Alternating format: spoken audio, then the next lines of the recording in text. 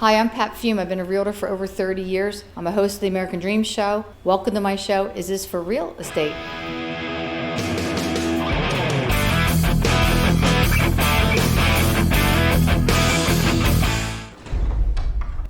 Welcome back. I'm here with Curt Slimm from Clear Blue Pool Inspections. Well, thanks for coming on my show. Absolutely. So you do pool inspections, obviously. So what do you think buyers and sellers need to know? And I guess, and what's the process when you buy a home?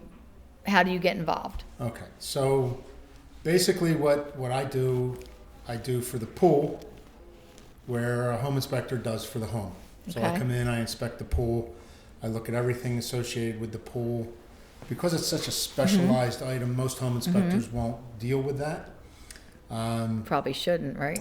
Well, Except if you ask maybe me, structural, yes, they yeah. shouldn't, but you know, some home inspectors do. But Yeah. what I do is I inspect the pool from top to bottom. So I'm going through the entire structure of the pool. I'm going through all of the equipment with the pool, and then all of the safety. Safety, I think, is one of the things that is most neglected on a pool. Yeah.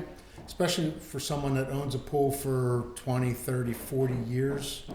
They just kind of become very complacent with their pool, and they don't realize that It's some like- of the safety things that It's are like out a there. house too, like you're used to it. You Right. see it every day. You don't think that it needs to be. Right. It's your house, your kids. You don't realize Right. that, hey, there's, 16 other kids that live in the neighborhood right around your house that Yeah. could have access to your pool, and That's true. you don't want them in there necessarily. Or So, getting hurt or.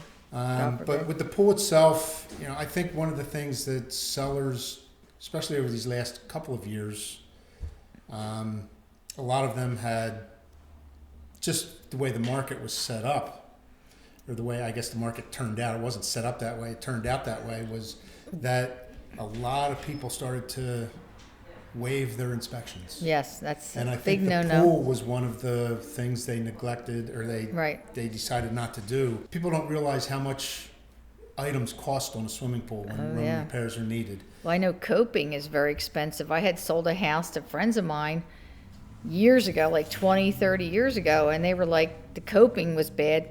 And they told me later, this was 25, 30 years ago, it was like $5,000 or more just for coping, which is that little white Right. line between the cracks of the cement. And Right. So- I was like, what? I like to explain it to Yeah. most of my customers are brand new pool owners.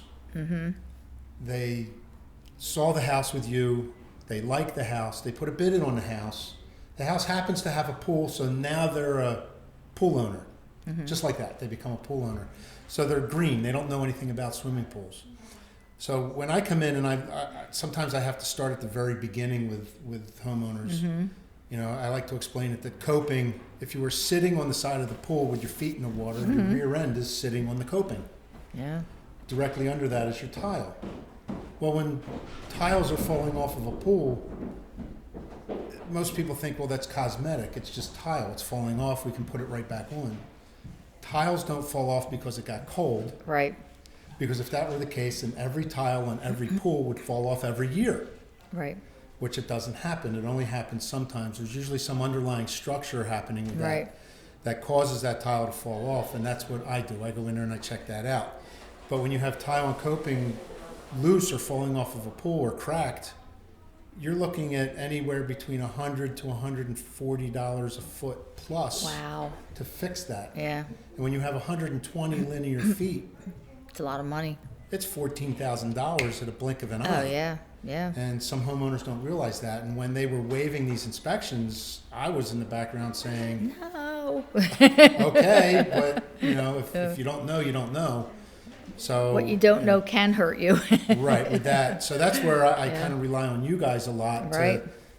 to put that information out there to them and let them understand that even if they don't have any recourse with the pool, they should at least know what it's going What to they're cost dealing them. with. It's almost like a Bible, Right. like your home inspection is a Bible, I say, on your house. It tells you what you have to do for future maintenance and stuff. You can do that for a buyer especially a buyer who's never owned a pool. Right, You can tell them what they need to do for now, the future maintenance, things like that. right. And the other thing, I think we were talking about this earlier before you came on, in the interview, I didn't realize you could do a pool inspection in the winter, because a lot of times I'll tell my sellers I have a professional pool person close the pool, because you can't, I didn't think you'd really do a full inspection, you know, in the winter months when a pool's winterized, but you were saying you actually can do most of it. If you're working year-round, I'm working year-round. Okay. That's how I look at it. Yeah, it's true. And people have pools. You know, are there a couple items that I can't do a full inspection on? Yes, there's a couple of things that you can't do. It's like a home inspector when he walks in and opens the garage door and it's packed full of boxes. There's some things that he's not going to be able to get to. Same with a pool in the wintertime. What I do in the wintertime doesn't change the cost of the inspection. Our inspection fee is still the same, but I now have to deal with the winter cover. So I have to take the cover off the pool. Sometimes I can only take off portions of it at a time, but I will do the entire pool. I'll go around the entire pool and inspect that pool out. I will turn the power on to the equipment. I want to make sure that everything there is functional. The electrical make sure connection. The pump turns over. The heater's going to fire if there's a heater there. Pool lights, breakers, timers, everything else is going to be inspected. And then safety again. That's usually number one. The safety is the most important. So, yes, there's a couple of items that I can't do all the time, but for the most part, the inspection doesn't change whether it's summer or winter. The difference is in a pool that's opened in the summertime, I can do a leak test on the pool. I was going to say the lines have leaked. You did one for me where all the lines were shot. Right. Years ago, I remember everything had to be replaced on the one side. They were cracked. They put something on it heavy and broke it or something. I don't know. I don't recall. It was a lot. I remember. I do so many I inspections. know. It's hard I to remember that. one. Yeah, I remember there that. has to be something very specific about the pool for me to remember it. Yeah. Usually it's bad things that I remember more than good things, right? Yeah. I actually today I just had the first perfect pool that I've been to in a long, long time, where there was actually nothing to write up on the pool. That's a good thing. Yeah. It is a great thing because it gets expensive. That's the goal, is to not find things wrong with the pool. Now let me ask you. I've just thought of something, because there's a lot of pools. I know there's the concrete or gunite pools. There's liner pools, and actually at one point my brother had a pool that was a drop-in fiberglass pool. Right. Like, would the inspection be different, I guess, for different types of pools? It's not that it's different. I mean, or you just look at different things. I'm looking at different things. Yeah. There's different things that are going to go wrong. With tile and coping on a concrete pool, you could have tile and coping problems where the tiles crack and fall off. You could have surface issues where the surface has been etched over the years or misused with chemicals. The other option, with the vinyl pools, you end up with sometimes wrinkles. Because groundwater will lift the liner up and cause wrinkles in the pool. Right. Chemicals can do a lot of damage to a vinyl liner very quickly. Yep. You've seen liners that get bleached out in the bottom, or you have, again, more wrinkles, but they're more chemical-related wrinkles as opposed to water-related wrinkles. They look different. They do. They look very, very different. Or how about when the liner's like pulling away? I've seen houses Liners where will there's like dry it's out, like yes. this. It's starting to pull away. Yeah, I guess liners will dry out over age. Right. They'll dry out over misuse, and liners will retain a memory. So if the liner does that's pop interesting. out, if the liner pops out in the wintertime because it got cold, it'll do it again next year. I mean, when you interesting. get cold, the first thing you do is you shrink. Yeah, right. And when you get hot, the first thing you do is you spread out, right? That's true. Well, a liner does the same thing. It'll shrink, and as it shrinks, I had no it idea. pulls. That's interesting. I didn't know as that. it pulls and creates that little sag, just like a when piece you of open wood it in the too. spring, put it back in. It's like a door jamb. The wood expands and contracts with the heat too, and the door sticks when it's hot. And correct. That's really interesting. I never thought about that. So do you also do, like, I know I was talking earlier, I had somebody sold a house with a fountain, and we had the fountain running in December, for the home inspector insisted we put it on, but I turned it right off, because I was afraid. But do you ever do like ponds and koi ponds or fountains? I don't do any ponds. Okay. I don't do fountains. But pools have a waterfall. Do you do the waterfall? If it's attached to the pool, it's included with the inspection. Okay. Spas, or hot tubs that are attached to the pool, waterfalls. Nowadays, you have these, extravagant $4 million swimming pools with grottos and everything else. So there's that show that redoes the pools. It's amazing what they can do. It looks like a paradise or something. I've seen houses with pools like that. Right. I do a presentation for some of the preferred realtors and the high end realtors that are out there, and they have these groups. Right. I go in and do an hour and a half presentation, and I have a slideshow with that, and I have some of these pools on there. Oh, that that's are interesting. giant. Some of them now have swim up bars. Oh, yeah, yeah, just like know, the resorts have. There's one, actually It's one amazing. in Delaware I went to, not for my inspection, but a company that I know built the pool. I went down, and it has a lazy river around it. I saw something in a magazine, a house with a lazy river. Yeah. So I mean, That's they're crazy. doing a lot of things with pools. And People have a lot of money that have the money to spend. And I think since COVID, like we're seeing an uptick in buyers who want a fancy backyard or a backyard that they feel like they're away from it all.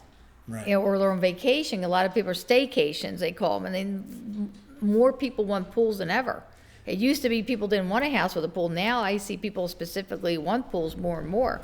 And the more things you have going for you in the yard, pool or other options with the pool, like this lazy rivers and that is going to make that house that much more valuable. Where years ago, if it had a pool, people were like, oh, pool, you know. Yeah. Now it's the opposite. You know, people are really looking for that. This last COVID That market COVID, that we went yep. through, homes actually, the person that put the pool in got all their money back, And then some probably. which yeah. that has never happened in the past. Yeah, I've seen a difference. Anytime some catastrophic event happens, whether it's COVID or whether it was 9/11, we always see in the industry, in the pool industry anyway, That's interesting. an uptick because people don't want to travel. They don't want to go anywhere. Yeah, because They the wanna travel stay industry home. was affected with 9/11 and COVID. Yeah, it makes So right. they it's either like want to have a pool built or they want to buy a home that has a pool.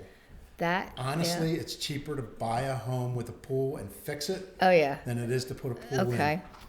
So Always. you don't put pools in; you just do I inspections. don't do any service at all Okay, on pools. that was my I next only question. do inspections.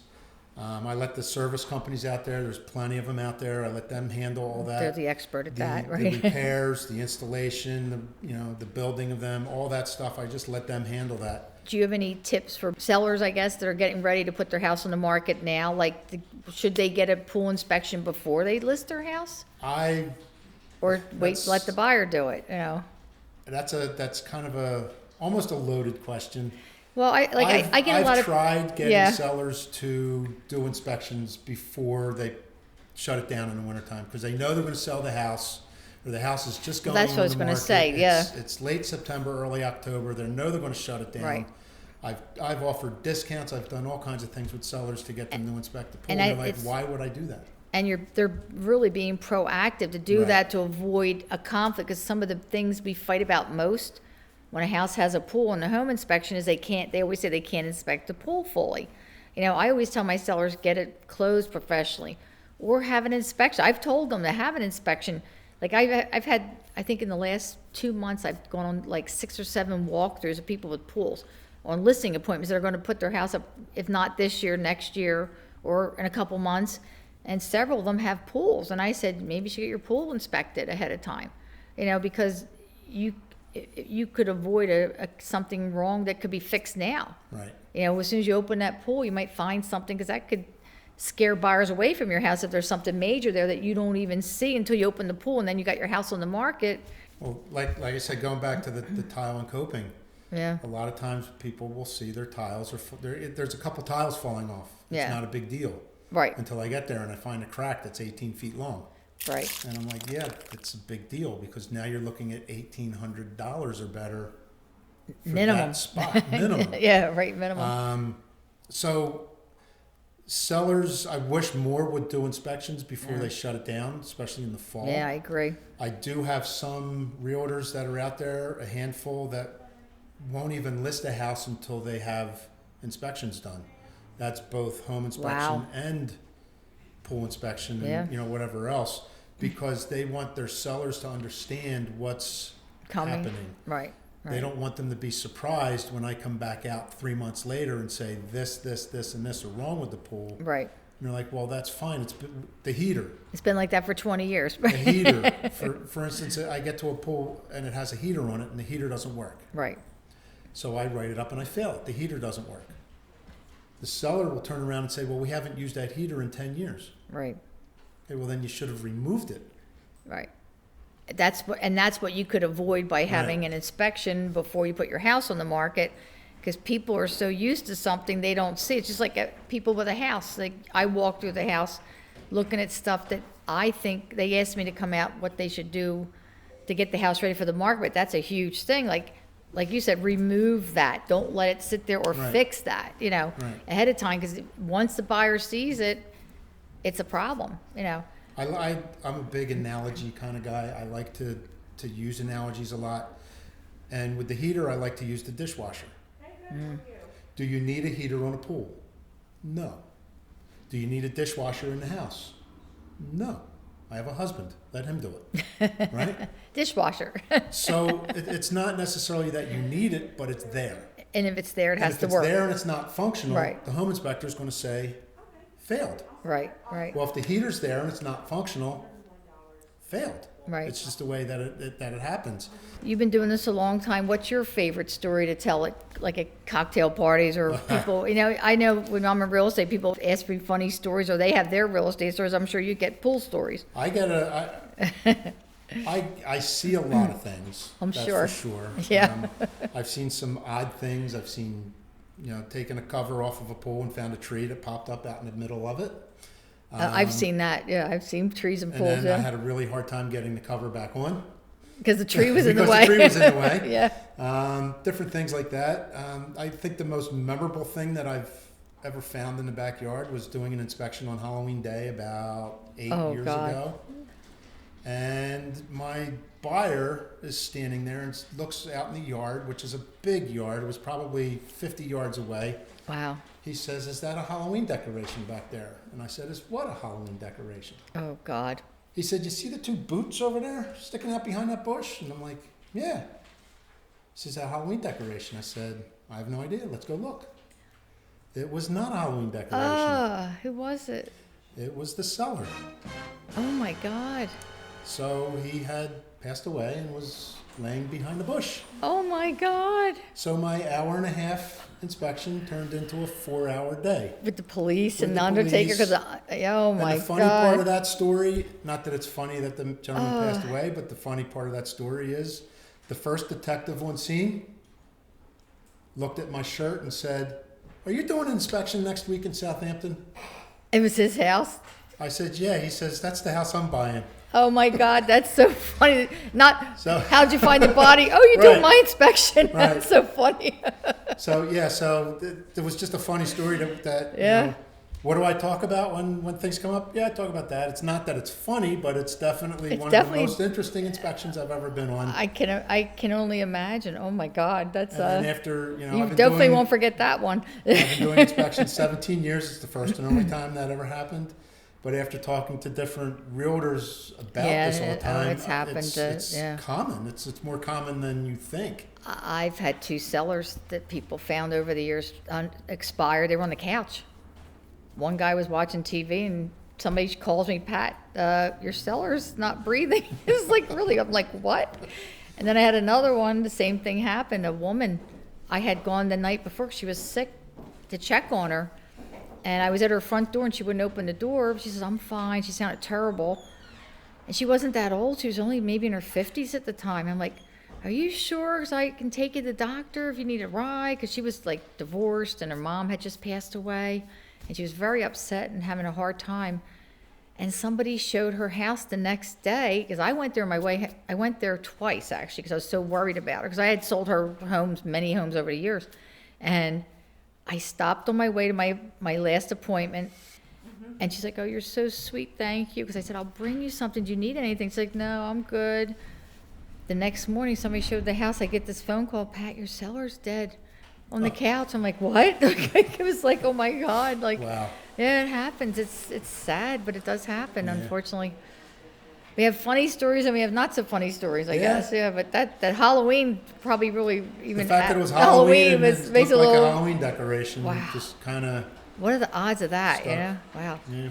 Well, thank you so much for being here on the show. I Absolutely. really appreciate taking the time. And, I wanted to have you on now because we're getting towards pool season, and the market's gotten very busy and we're going to see more people with pools open and closed, because we're getting close to Memorial Day. So it's going to be, a big topic with pools. People don't always think about pools as much until we get to the summer. I think they think Right. more about it in the summer. Right. For some reason. I hear most buyers are will want a house with a pool, they'll think of it more in the summer than they will in the winter. Well, that's some great information. Thank you for being with us today. Absolutely.